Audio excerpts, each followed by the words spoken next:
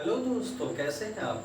उम्मीद करता हूँ अच्छे होंगे दोस्तों, स्वस्थ होंगे, सकुशल होंगे और अपनी पढ़ाई अच्छे से कर रहे होंगे दोस्तों। मैं स्वागत करता हूँ आपका अपनी क्लास में दोस्तों। और आप मेरे साथ पढ़ रहे हैं बायोलॉजी। बायोलॉजी जो कि बहुत महत्वपूर्ण सेक्शन है जीएस का, सामान्य अध्ययन का।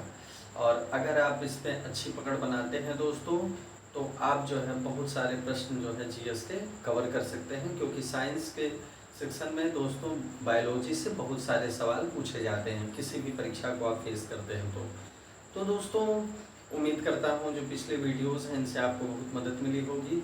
और जो भी समस्याएं होंगी मैं उम्मीद करता हूँ कि आप हमसे शेयर ज़रूर करेंगे। अगर कोई चीज़ नहीं समझ में आई, कोई भी चीज़ हो जिसमें दिक्कत हो, आप बेहिचक हमसे कमेंट के माध्यम से पूछ सकते हैं।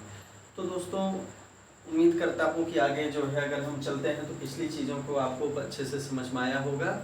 तो आइए दोस्तों चलते हैं हम अपनी क्लास में, जिसमें हम पढ़ रहे हैं टिश्यूज़।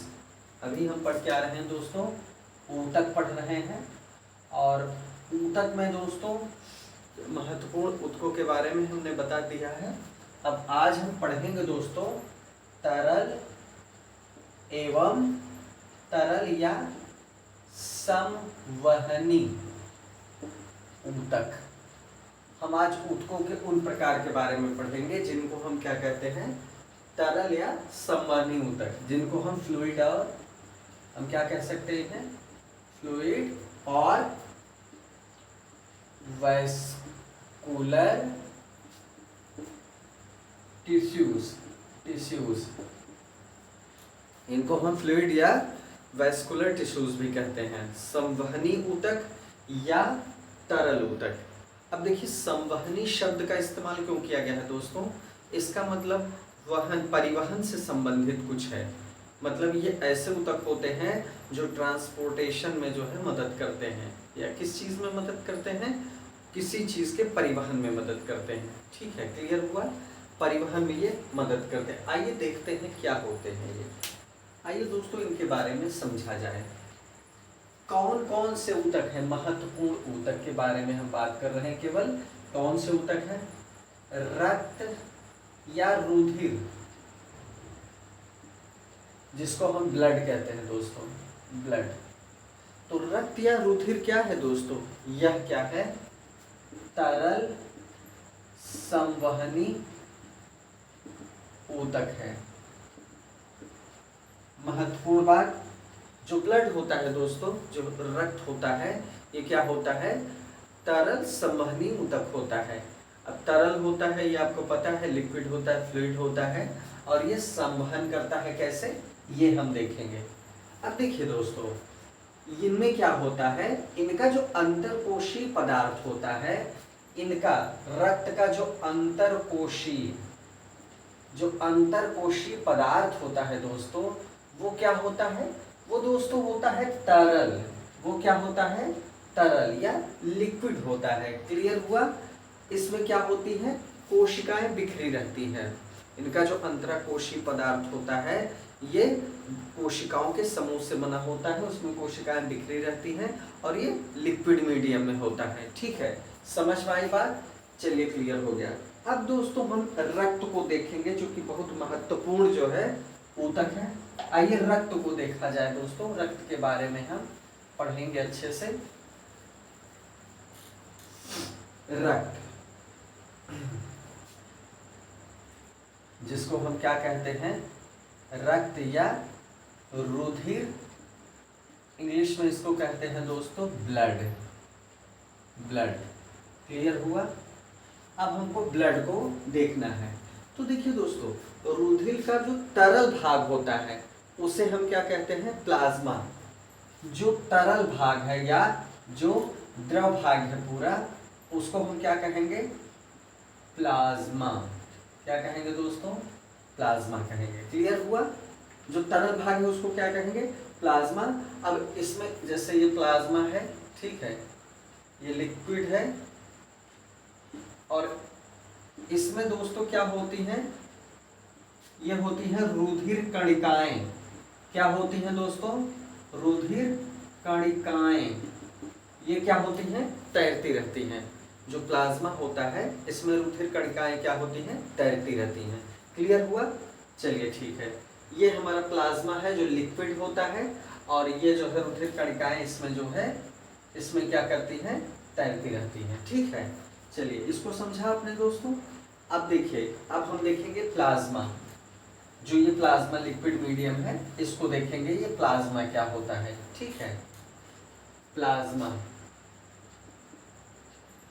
प्लाज्मा समझते हैं दोस्तों, जैसे हमने बताया ना, ये लिक्विड मीडियम हो, ये क्या हो गया, प्लाज्मा।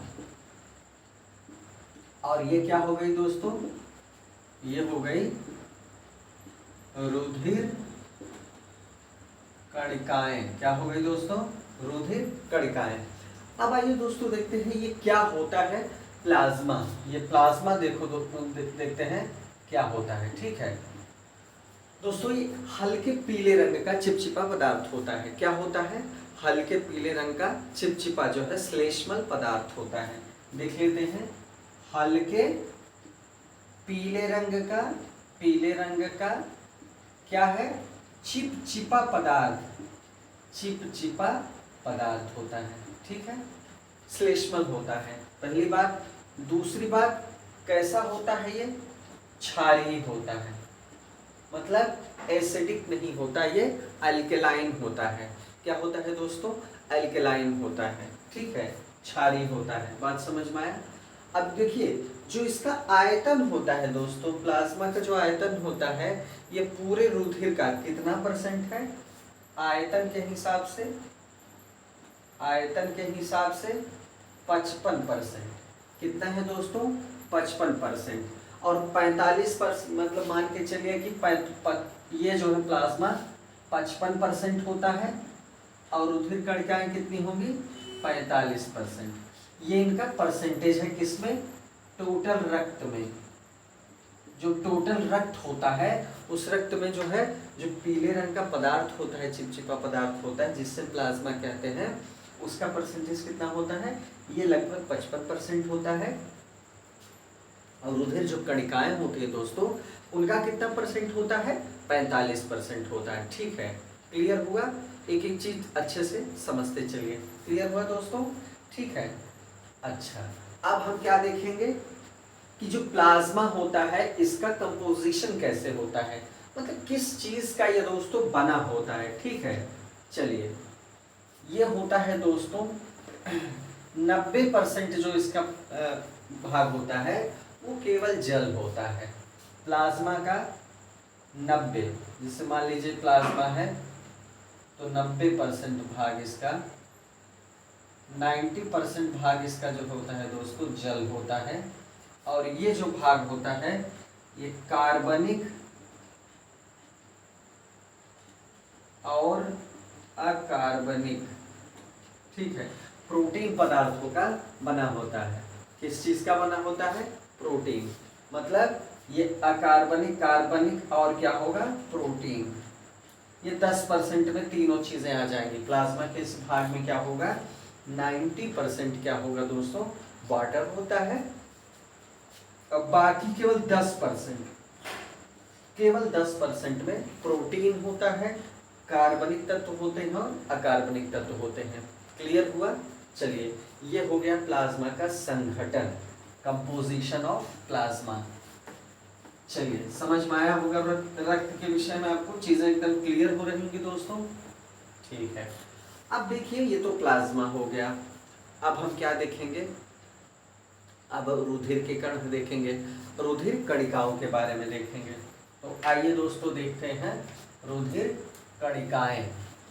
क्या देखेंगे, रुधिर कणिकाएं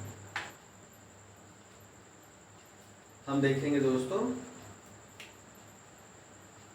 रुधिर कणिकाएं, कणिकाएं। आइए इनको समझा जाए दोस्तों। ये दोस्तों कुल मिला के कितनी होती हैं, 3 प्रकार की। अभी हमने देखा कि 45% में रक्त के भाग में क्या होता है, रुधिर कणिकाएं होती हैं। तो आइए दोस्तों देखते हैं ये कौन कौन से इनके प्रकार हैं। 3 प्रकार की होती हैं। आइए देख लेते हैं दोस्तों, 3 प्रकार इनके कौन से हैं। जो पहला प्रकार है दोस्तों इनका, वो क्या है? लाल रक्त कणिकाएं, जिन्हें हम क्या कहते हैं? RBC, red blood cells. दूसरी क्या होती हैं? श्वेत रक्त कणिकाएं, जिसको हम क्या कहते हैं दोस्तों? WBC। और तीसरा जो होता है, क्या होते हैं? प्लेटलेट्स। क्या होती है दोस्तों? प्लेटलेट्स होती हैं। क्लियर हुआ? आइए तीनों को हम डिटेल में देखेंगे दोस्तों, ये क्या होती है। ठीक है, इनका क्या मतलब है? आरबीसीज क्या है, व्हाइट ब्लड प्लेट्स क्या है, सेल्स क्या है, और प्लेटलेट्स क्या है। तीनों हम अलग अलग इसको देखेंगे। ठीक है, आइए इनको समझा जाए दोस्तों, इनसे आप परिचित होंगे। ठीक है, आइए एक एक करके इनको देखते हैं। जो पहला प्रकार है दोस्तों, वो किसका है? आरबीसीज का है। आइए देखते हैं। लाल रक्त कणिकाएं, लाल रक्त कणिकाएं, जिनको हम क्या कहते हैं दोस्तों? आरबीसी। चलिए, आरबीसी मतलब रेड ब्लड सेल्स। आइए इनको देखा जाए दोस्तों, क्या होती है। ये पूरे रुधिर का, पूरे रक्त का या पूरे रुधिर का, पूरे रुधिर का दोस्तों कितना होती है? 90% भाग होती हैं। क्लियर हुआ? कितना परसेंट भाग होती है? 90% भाग। रुधिर का 90% भाग होती है आरबीसीज। एक बात, मतलब ये सर्वाधिक होती है। पहली बात ये हो गई। दूसरी बात ध्यान दीजिएगा, आरबीसीज जो होती हैं दोस्तों, ये केवल कार्डेटा में पाई जाती हैं। जो कशेरुकी जीव होते हैं, केवल उन्हीं में ये उपस्थित होती हैं। मतलब केवल, दूसरा पॉइंट है, नोट्स बनाते चलिएगा दोस्तों। कशेरुकी, केवल कशेरुकी जीवों में उपस्थित। ये सब पॉइंट वाइज आप दोस्तों नोट कर लीजिएगा। एक जगह फैक्ट जो है आपका नोट्स के रूप में तैयार हो जाएगा। ठीक है, आरबीसीज की विशेषता क्या है? जो भी ब्लड होता है उसका 90% भाग होती है। कशेरुकी जीव, जिनमें कशेरुक पाया जाता है, जो कार्डेटा जीव होते हैं, कार्डेटा प्राणी होते हैं। इसके पहले हमने वर्ग और संघ अच्छे से देखा है, तो आपको आइडिया अच्छे से लगा होगा, और आपने उसमें देखा होगा कि इसमें लाल रक्त कणिकाएं पाई जाती हैं, इनमें लाल रक्त कणिकाएं नहीं पाई जाती। तो ये बहुत ध्यान से आपने देखा होगा, हमने बताया है। कशेरुकी या जिनमें रीढ़ कशेरुक दंड पाया जाता है दोस्तों, उसी में केवल ये लाल रक्त कणिकाएं पाई जाती हैं। जो तीसरा पॉइंट आपके लिए समझने का है, वो क्या है दोस्तों? आरबीसीज के बारे में जो तीसरा पॉइंट है वो बहुत इंपॉर्टेंट है। हीमोग्लोबिन आपने सुना होगा दोस्तों। क्या सुना होगा? हीमोग्लोबिन, हीमोग्लोबिन बहुत सुना होगा आपने। हीमोग्लोबिन है क्या दोस्तों? ये क्या है? ये प्रोटीन रंजक है। प्रोटीन रंजक मतलब ये प्रोटीन से निर्मित होता है और रंग युक्त होता है। रंजक मतलब रंग युक्त होता है। अब कैसे? ये देखिए, इन्हीं के कारण दोस्तों क्या होता है? रक्त का रंग जो होता है वो क्या होता है? लाल होता है, रेड होता है। रेड किसकी वजह से होता है? इन्हीं की वजह से होता है। ठीक है, अब हीमोग्लोबिन क्या होता है दोस्तों? ये बना होता है, हीमोग्लोबिन बना होता है किससे? ये बना होता है, एक होता है ग्लोबिन। ग्लोबिन क्या है दोस्तों? ग्लोबिन क्या है? ये एक प्रोटीन है। ये कितना होता है इसमें? 96% ये प्रोटीन होता है, और जो 4% होता है वो क्या होता है? हीम होता है। हीम क्या है? हीम है। और यही क्या होता है? रंजक होता है। मतलब जो कलर है उसके लिए कौन सा जिम्मेदार होता है? ये हीम जिम्मेदार होता है। ठीक है, इसके केंद्र में क्या होता है? हीम के केंद्र में जो है लोहा होता है। केंद्र में लोहा उपस्थित होता है या आयरन उपस्थित होता है। क्लियर हुआ? मतलब हीमोग्लोबिन दो चीजों से बना है, ग्लोबिन प्रोटीन से और हीम नामक रंजक से, जिसके केंद्र में आयरन होता है। क्लियर हुआ? यही रक्त के लिए जिम्मेदार होता है। अच्छे से समझिएगा, कुछ भी जो है छूटे न। हीमोग्लोबिन को भी आपने समझ लिया, और हीमोग्लोबिन की वजह से रक्त का रंग लाल होता है। हीमोग्लोबिन में 96% ग्लोबिन प्रोटीन और 4% हीम रंजक होता है। और ये जो है आरबीसीज कितने परसेंटेज होती हैं, कितना परसेंट होती है ये रक्त का? 90%, 90% भाग। क्लियर हुआ? चलिए और देख लेते हैं जो बहुत महत्वपूर्ण बातें हैं उनको और समझ लेते हैं। वो क्या है दोस्तों? वो ये है कि जो है जो हीमोग्लोबिन होता है, जो हीमोग्लोबिन होता है दोस्तों, इसमें क्या होता है? ऑक्सीजन को बांधने की क्षमता होती है। ऑक्सीजन को बांधने की, और क्या सिर्फ बांधने की, मुक्त करने की भी दोस्तों, मुक्त करने की। मतलब ऑक्सीजन को अपने साथ संयुक्त करने की भी क्षमता होती है और रिलीज करने की भी क्षमता होती है, मुक्त कर देने की भी क्षमता पाई जाती है। किसमें? हीमोग्लोबिन में। अब महत्वपूर्ण क्या है दोस्तों ये देखना, इसी वजह से ऑक्सीजन क्या करती है, पूरे शरीर में जो है पहुंचती है। अगर हीमोग्लोबिन न पाया जाए, देखिए दोस्तों कार्बन मोनोऑक्साइड एक गैस होती है, आपने सुना होगा ये जहरीली गैस है। अगर हम इसको सांस के रास्ते से अंदर ले लेते हैं तो क्या होता है? दम घुटने से रोगी मर जाता है। दम घुटने से रोगी क्या होता है? मर जाता है। किसमें? कार्बन मोनोऑक्साइड, कार्बन मोनोऑक्साइड जो जहरीली गैस है, अगर आप इसको सूंघ लेते हैं या ज़्यादा सांस के माध्यम से आपके शरीर के अंदर चली गई तो आप दम घुटने से मरते। ऐसा क्यों होता है? ये काम ही यही करती है जो काम हीमोग्लोबिन करता है, इसके काम को खराब करती है। कैसे? हीमोग्लोबिन की जो क्षमता होती है ऑक्सीजन को अपने साथ संयुक्त करने की, ये क्षमता खो देता है। कोशिकाओं को ऑक्सीजन नहीं मिल पाती, ऑक्सीजन आपको नहीं मिल पाएगी, आप दम घुटने से मर जाएंगे। सांस आप लेंगे लेकिन ऑक्सीजन हीमोग्लोबिन से संयुक्त ही नहीं होगी।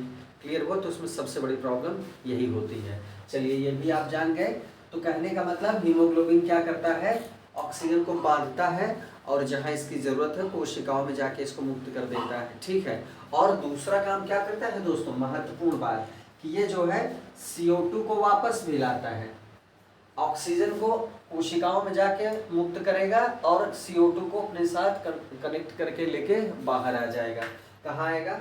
फुफ्फुस में आएगा, उसके बाद उच्च शोषण द्वारा बाहर चला जाएगा। ठीक है, CO2 बाहर चली जाएगी।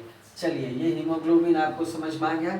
अब आगे बढ़ेंगे दोस्तों किस चीज़ के बारे में, ये देखेंगे कि स्तनधारियों में क्या होता है। स्तनधारियों में दोस्तों केंद्रक का अभाव पाया जाता है। ध्यान दीजिएगा, केंद्रक नहीं होता। स्तनधारियों के जो है रुधिर कोशिकाओं में देखते हैं जो लाल रुधिर कणिकाएं होती हैं, उनमें केंद्रक नहीं पाया जाता। स्तनपायी जीवों के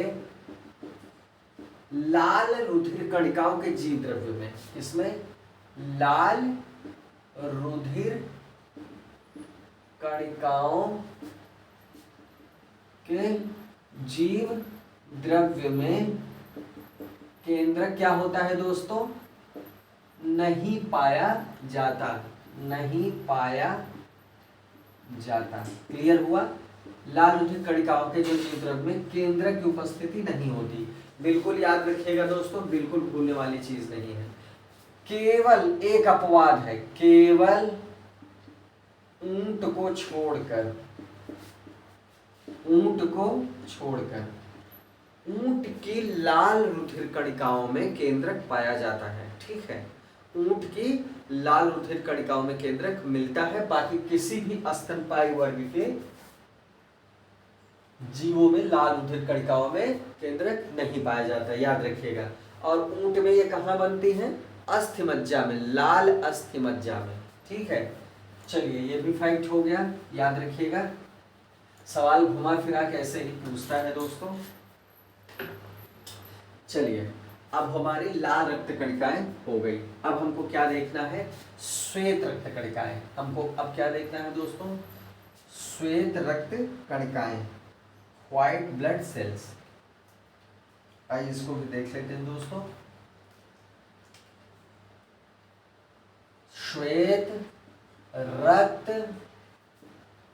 कणिकाएं, जिसको हम कहेंगे WBC। क्लियर हुआ? अब हम देखेंगे दोस्तों WBC को। ठीक है, आइए देखते हैं ये क्या है। ये देखिए दोस्तों, इनको ल्यूकोसाइट्स भी कहते हैं। क्या कहते हैं? इनका दूसरा नाम क्या है? ल्यूकोसाइट्स। ल्यूकोसाइट्स। अच्छा, ये कैसी होती है दोस्तों? WBC कैसी होती है? सबसे पहली बात, अनियमित आकार की। इनका साइज जो है इरेगुलर होता है, अनियमित आकार की। इनका साइज को फिक्स नहीं होता। ठीक है, पहली बात। दूसरी बात क्या है? केंद्रक युक्त होती है। ये देखिए केंद्रक युक्त है, ध्यान दीजिएगा। RBCs केंद्रक युक्त नहीं है, WBCs में केंद्रक पाया जाता है। केंद्रक युक्त होती है, दूसरा पॉइंट। तीसरा पॉइंट क्या है? इनमें हीमोग्लोबिन नहीं पाया जाता है। हीमोग्लोबिन अनुपस्थित। अब हीमोग्लोबिन की वजह से रक्त का रंग लाल होता है, तो रक्त का रंग लाल है, लाल रक्त रुधिर कणिकाओं का, तो इसकी जरूरत नहीं है यहाँ पर। ये तो सफेद रक्त कणिकाएं हैं, WBCs हैं, तो इसलिए यहाँ पर हीमोग्लोबिन की उपस्थिति जायज नहीं है। महत्वपूर्ण है कि केंद्रक इसमें पाया जाता है। ठीक है, और दोस्तों ध्यान रखिएगा कि इनकी संख्या जो होती है, इनकी जो संख्या होती है दोस्तों, वो क्या होती है? RBCs की तुलना में बहुत ही कम होती है। बहुत ही कम, मतलब अगर आपसे पूछा जाए कि कितनी होती है, तो आप क्या बताएंगे? 5 से 9,000 मुश्किल से। मनुष्य में अगर बात की जाए तो मनुष्य में इनकी संख्या कितनी होगी? इनकी संख्या कितनी होगी दोस्तों? 5 से 9,000। 5 से 9,000 मात्र। क्लियर हुआ? चलिए, मेन पॉइंट है दोस्तों, मिस मत करिएगा एकदम। ठीक है, अब इसमें देखिए दोस्तों, लिम्फोसाइट होती है। लिम्फोसाइट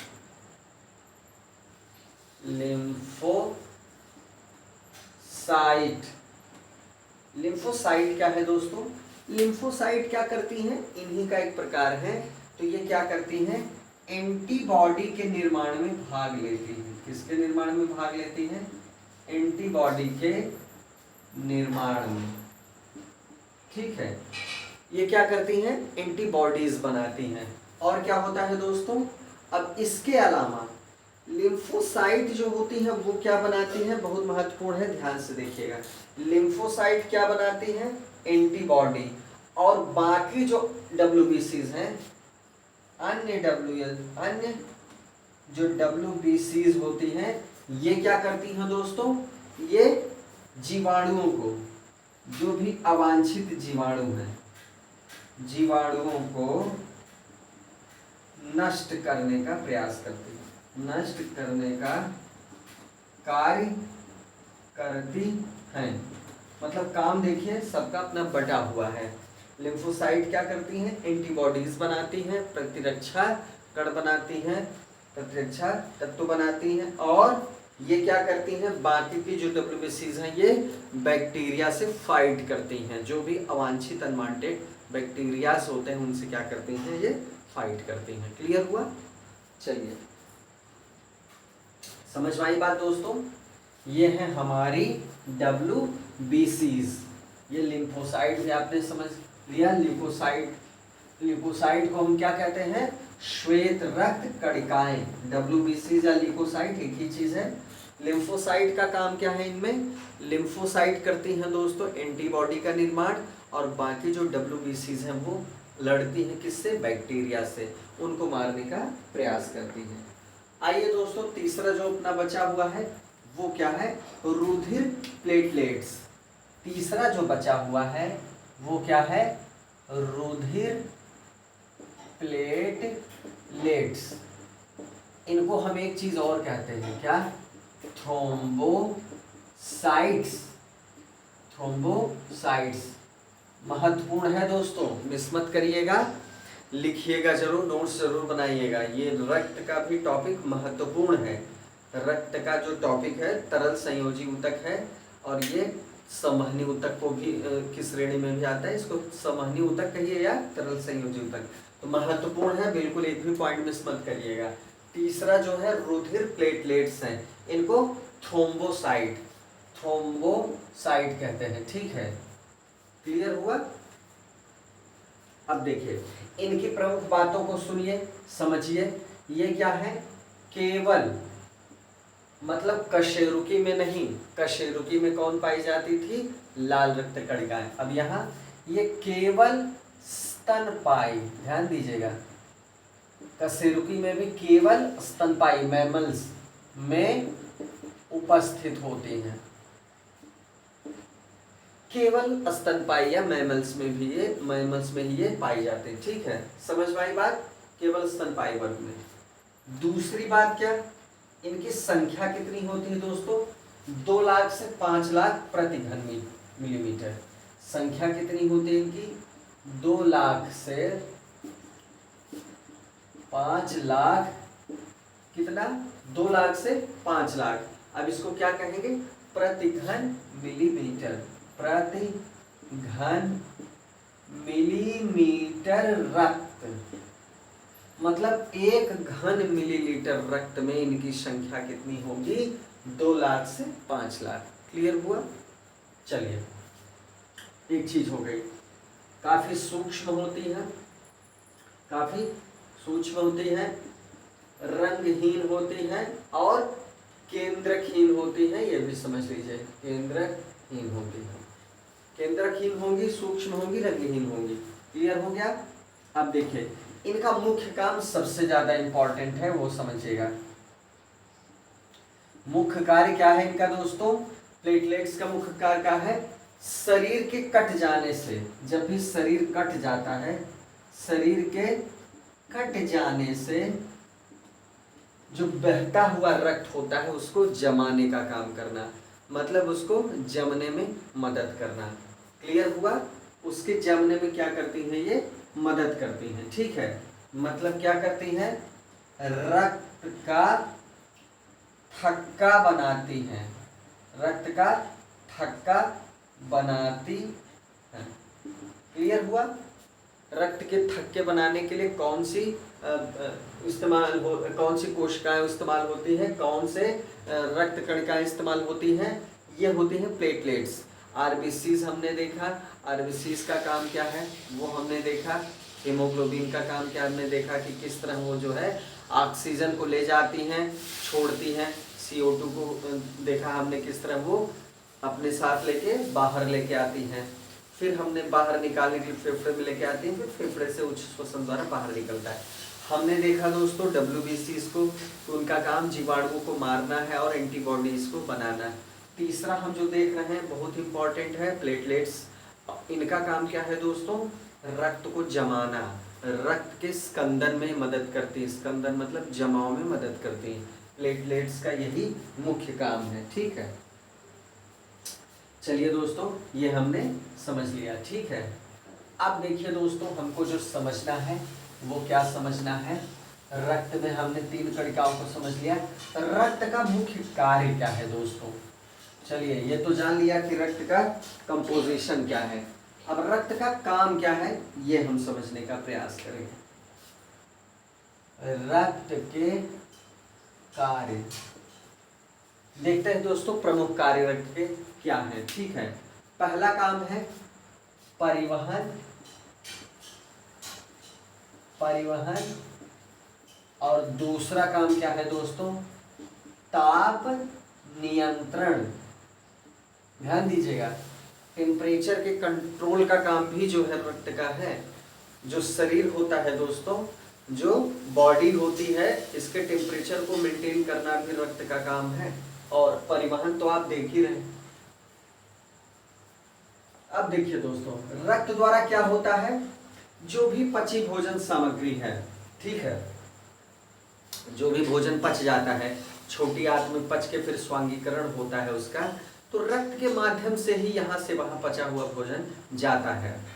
रक्त के माध्यम से ही पचा हुआ भोजन कोशिका तक जाता है, जहाँ पर ऑक्सीजन की मदद से उसका ऑक्सीकरण होता है, फिर एटीपी में संचित होता है। वो प्रक्रिया आप जानते हैं, आगे अच्छे से टॉपिक में ये जब आप पाचन पढ़ेंगे तो उसमें पूरी प्रक्रिया जो है क्रम से पढ़ाई जाएगी आपको। तो अब देखिए, एक काम तो ये हो गया।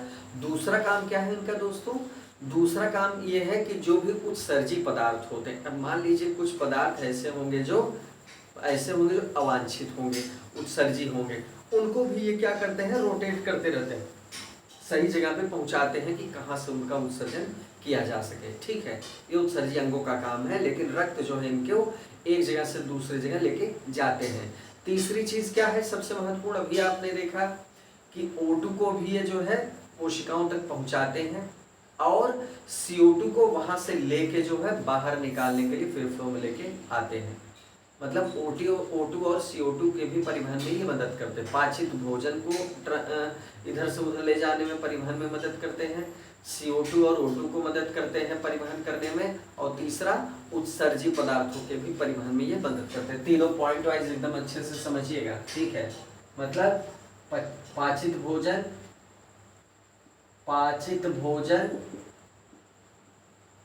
का परिवहन, पहला उत्सर्जी पदार्थों का परिवहन, और तीसरा O2 और CO2 का परिवहन। क्लियर हुआ? ये तो हो गया परिवहन वाला काम इनका, ठीक है। अब आते हैं, देखते हैं इनका ताप नियंत्रण कैसे होता है। अब देखिए दोस्तों, यकृत में और मसल्स में, पूरे शरीर में क्या होता है, टेम्परेचर क्रिएट होता रहता है। तो यकृत मतलब लीवर और पेशियों में इनकी कार्य की वजह से क्या होता है, ताप उत्पन्न होता है, गर्मी उत्पन्न होती है। फिर क्या होता है, रक्त क्या करता है, इस गर्मी को पूरे शरीर में फैला देता है। तो जब फैलाएगा तो क्या होगा दोस्तों, ठंडा हो जाएगा, जाहिर सी बात है। जैसे दूध गर्म है, आप गिलास में लेके बैठे हैं, आपने उसको फैला दिया थाली में या बड़े बर्तन में फैला दिया, उसके सतह को आपने बढ़ा दिया, तो क्या होगा, दूध ठंडा हो जाएगा। इसी तरह जो है इसमें जो ताप उत्पन्न होता है, जो भी इनके अंग होते हैं जिनमें ताप उत्पन्न होता है, उसको क्या करता है, ब्लड पूरे शरीर में फैला देता है। तो क्या होता है, ताप कंट्रोल में आ जाता है, ताप संतुलन में आ जाता है, ठीक है। तो इस तरह जो है रक्त क्या करता है, ताप नियंत्रण में भी महत्वपूर्ण भूमिका निभाता है। समझ में आया दोस्तों? अब देखिए और क्या काम है रक्त का, एक महत्वपूर्ण काम और क्या है, देखिए अब आप इसको पहले पढ़ भी चुके हैं। श्वेत रुधिर कणिकाएं जो होती हैं, WBC आपने देखा ही है।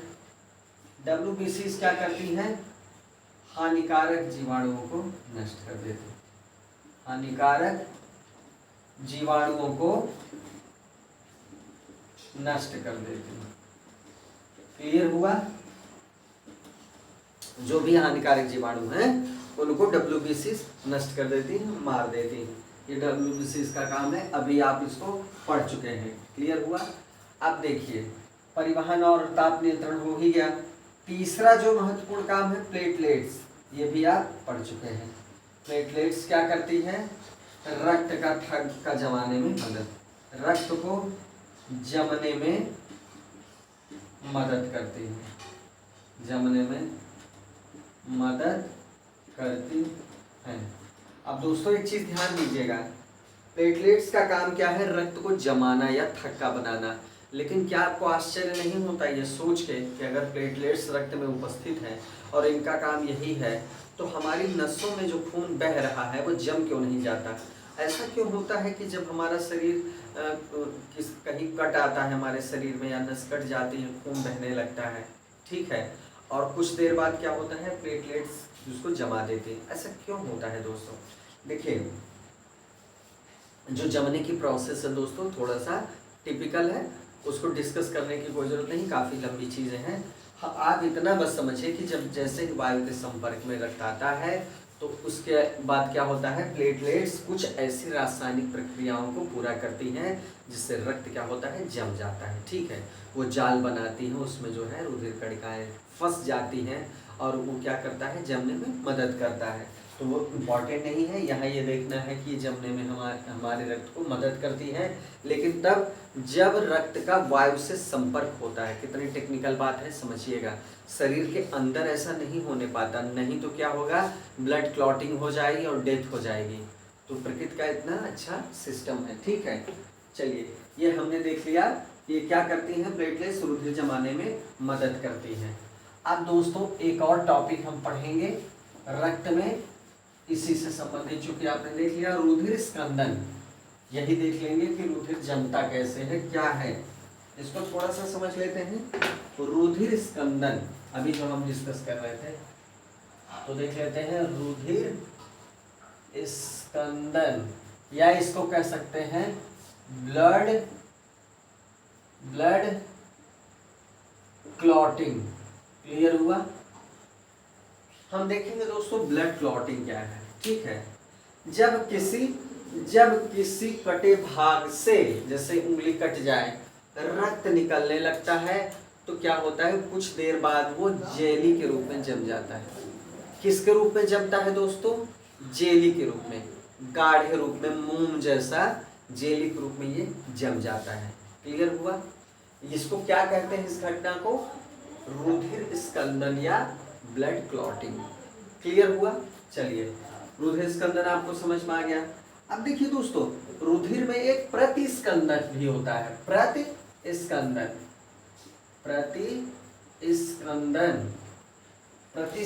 होता है। ठीक है, ये क्या करता है, प्रतिस्कंदक, जिसको हिपैरिन कहते हैं।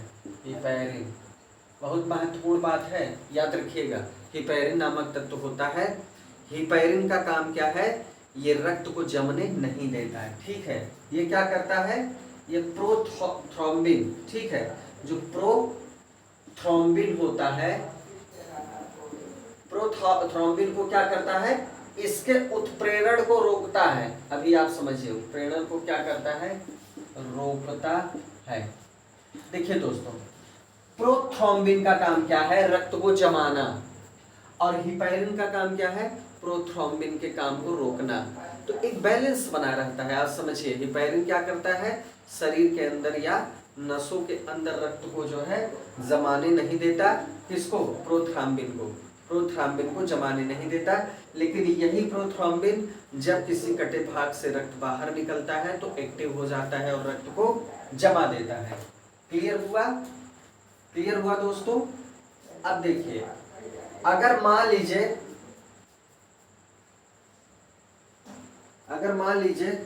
रुधिर है, रुधिर को क्या करेंगे,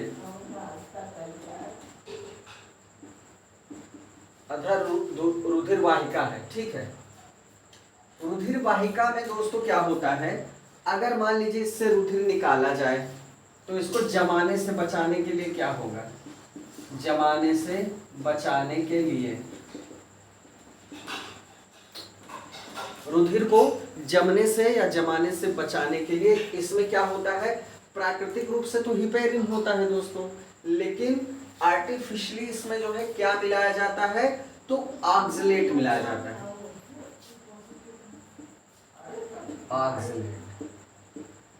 ऑक्सलेट मिलाया जाता है, सोडियम या पोटेशियम, ध्यान रखिएगा इस तत्व को, सोडियम या पोटेशियम ऑक्सलेट, सोडियम या पोटेशियम ऑक्सलेट को इसमें मिलाया जाता है ताकि रुधिर ना जमे। जो भी ब्लड आप देखते होंगे निकाला जाता है, बोतलों में रखा जाता है, तो जमने से बचाने के लिए क्या होता है, ऑक्सलेट मिलाया जाता है। ठीक है, तो यह हो गई दोस्तों प्रक्रिया।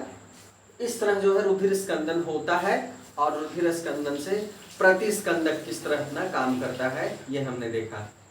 तो दोस्तों इस तरह जो है बहुत महत्वपूर्ण टॉपिक कंप्लीट हुआ, और इसी के साथ आज की क्लास खत्म होती है दोस्तों। उम्मीद है आपको सब कुछ क्लियर समझ में आया होगा, और जितने पॉइंट्स हैं बहुत इंपॉर्टेंट है, इनको नोट डाउन जरूर कर लीजिएगा, परीक्षाओं में यहाँ से सवाल पूछा जाता है।